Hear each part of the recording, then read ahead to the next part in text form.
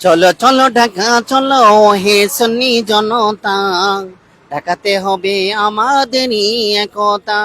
চলো চলো ঢাকা চলো, ও হে সুন্নি জনতা, আমাদেরই হবে এই ঢাকাতে একতা। ফিলিস্তিনে যারা হতাহত হচ্ছে, তাদের জন্য দোয়া করি সবাই। চলো চলো ঢাকা চলো, ও হে সুন্নি জনতা, সবাই আমরা হব ঢাকাতে একতা। সম্মানিত সুন্নি মুসলমান ভাইয়েরা, সবার ঐক্য দেখতে চাই।